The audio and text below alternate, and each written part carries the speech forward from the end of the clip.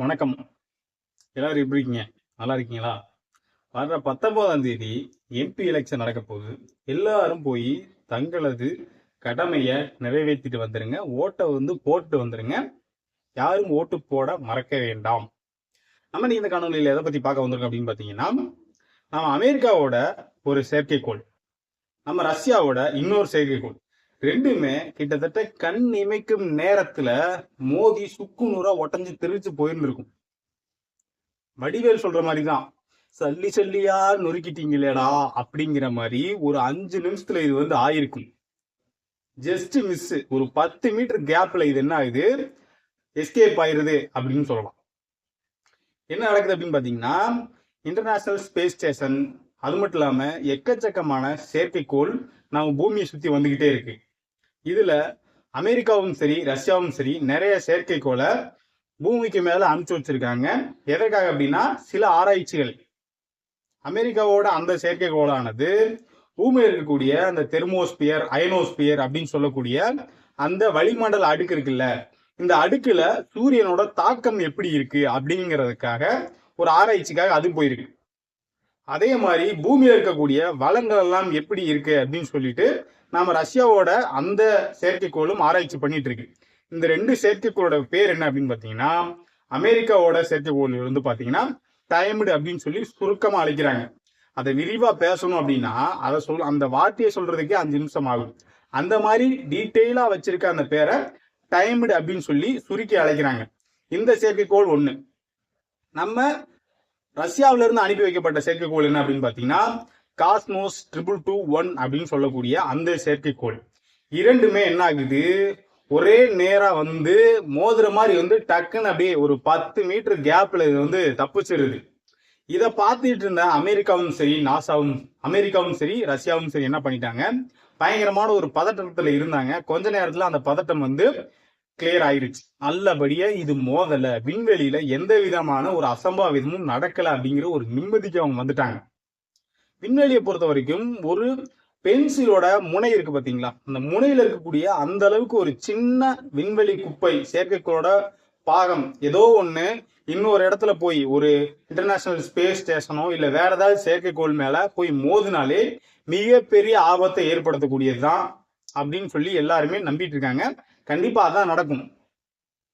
ஏதோ ஒரு ஒரு இன்டர்நேஷனல் ஸ்பேஸ் ஸ்டேஷனே இருக்குன்னு வச்சுங்களேன், அதுல போயிட்டு இந்த பென்சில் அளவு உள்ள அந்த பொருள் போய் மோதிச்சு அப்படின்னா, ஏதாவது ஒரு இடத்துல ஓட்டை விழுந்துருச்சு அப்படின்னா அங்க இருக்கக்கூடிய மொத்த உயிர்களுக்கும் மிகப்பெரிய ஒரு ஆபத்தா முடியும் அப்படின்னே சொல்லலாம்.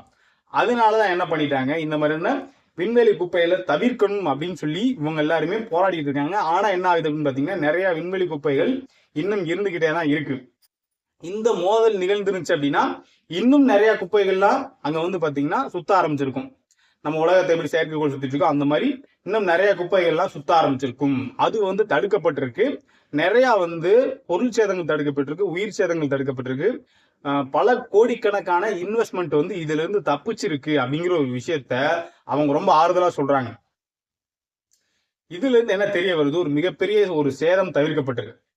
அந்த ரஷ்யாவோட அந்த செயற்கைக்கோள்ல ஒரு சில இடங்கள்ல ஓட்டை இருப்பதாக சொல்லப்பட்டிருக்கு. இன்டர்நேஷனல் ஸ்பேஸ் ஸ்டேஷன்ல இருக்கக்கூடியவங்க அந்த செயற்கைக்கோளை ஆராய்ந்து பார்த்ததுல இந்த மாதிரி ஒரு சில ஓட்டைகள் அதுல இருக்கு அப்படின்னு சொல்லி அவங்களும் மிக தெளிவா கண்டுபிடிச்சிருக்காங்க. அடுத்தடுத்த காலகட்டங்கள்ல இதை கரெக்டா செயல்படுத்தணும் அப்படிங்கிற ஒரு எண்ணத்துல அவங்க இருக்காங்க.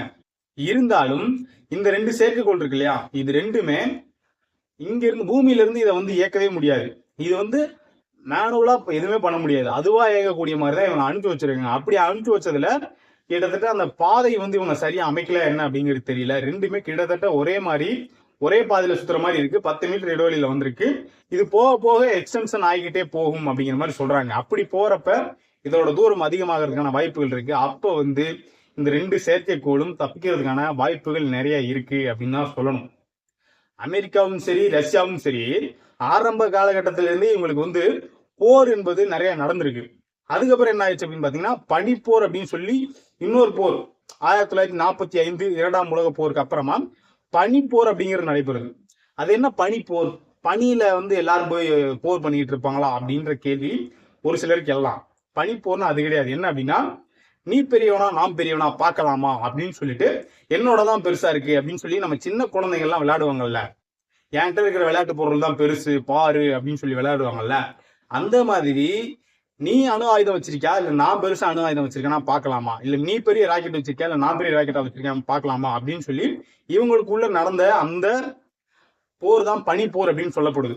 இந்த உலகத்துக்கு யார் பலசாலின்னு எடுத்து காமிக்கணும். அதுக்காக என்ன பண்றாங்க, அமெரிக்கா ஒரு இடத்துல அணுகுண்டு சோதனை நடத்தினாங்க அப்படின்னா ரஷ்யா வந்து இன்னொரு இடத்துல அணுகுண்டு சோதனை நடத்துவாங்க. அமெரிக்கா வந்து விண்வெளிக்கு வந்து ஆள் இல்லாத ஒரு விண்கலத்தை அனுப்புனாங்க அப்படின்னா நம்ம ரஷ்யா என்ன பண்ணுவாங்க, நான் விண்வெளிக்கு ஒரு நாயை அனுப்புறேன் அப்படின்னு சொல்லி ஒரு நாயை அனுப்புவாங்க. அந்த நாய் ஏதாவது வளர்ப்பு நாயா இருந்தா பரவாயில்ல, தெருநாய் தான், தெருநாயை எடுத்துட்டு வந்து அதை வந்து என்ன பண்ணுவாங்க விண்கலத்தை வச்சு விண்வெளிக்கு அனுப்புவாங்க. அதுக்கப்புறம் அமெரிக்கா என்ன பண்ணுவாங்க, நாங்களும் பாருங்களேன் பண்றோம் பாருங்களேன் அப்படின்னு சொல்லிட்டு முதல் நிலாவில் போய் தர இறங்க வைக்கிறோம் அப்படின்னு சொல்லி அவங்க ஒரு முயற்சியை பண்ணுவாங்க. அதுக்கு முன்னாடி நம்ம ரஷ்யா என்ன பண்ணாங்க அப்படின்னா விண்வெளிக்கு முதல் முறையா ஒரு மனிதரை வந்து நாங்க கூட்டிட்டு போயிட்டு திரும்பி கூட்டு வர போறோம் அப்படின்னு சொல்லி அவங்க ஒரு முயற்சி பண்ணாங்க. அதுக்கப்புறம் தான் என்ன பண்ணாங்க, நம்ம அமெரிக்கன் விஞ்ஞானிகள்லாம் சேர்ந்து நாங்க வந்து நிலாவுக்கே தரையிறங்க வைக்கிறோம் அப்படின்னு சொல்லி இறங்க வச்சாங்க. இதெல்லாம் வந்து அந்த பனிப்போரோட உச்சம் தான் அப்படின்னு தான் சொல்லணும். அந்த மாதிரி ஆரம்பத்துல இருந்தே இவங்களுக்குள்ள சண்டை நடந்துட்டு இருந்துச்சு. இப்ப என்ன ஆயிருக்கு அப்படின்னு பாத்தீங்கன்னா, இந்த இரு நாடோட செயற்கைக்கோள் மோதக்கூடிய ஒரு சூழ்நிலை ஏற்பட்டுச்சு. அது வந்து இயற்கையாவே விலகி போயிருச்சு. இப்படி விலகி போகாம மோதிருந்துச்சு அப்படின்னா இரு நாடுகளுக்கும் இன்னும் என்ன ஆயிருக்கும் அப்படின்னு பாத்தீங்கன்னா பயங்கரமான பிரச்சனை உருவாயிருக்கும் அப்படிங்கிற மாதிரி தான் தோணுது. நிறைய நாட்டோட செயற்கைக்கோள் வந்து பூமிக்கு மேல சுத்திட்டு இருந்தா கூட இந்த 2 செயற்கைக்கோளும் மோத பார்த்தது அப்படிங்கிறது சர்வதேச லெவல்ல மிகப்பெரிய ஒரு சர்ச்சைகளை ஏற்படுத்தியிருக்கு அப்படின்னு தான் சொல்லணும். இந்த காணொலியை பத்தினா உங்க கருத்து என்ன, அதை கீழே கமெண்ட் செக்ஷன்ல போஸ்ட் பண்ணிடுங்க. மறக்காம நம்ம சேனலை சப்ஸ்கிரைப் பண்ணிடுங்க. நன்றி.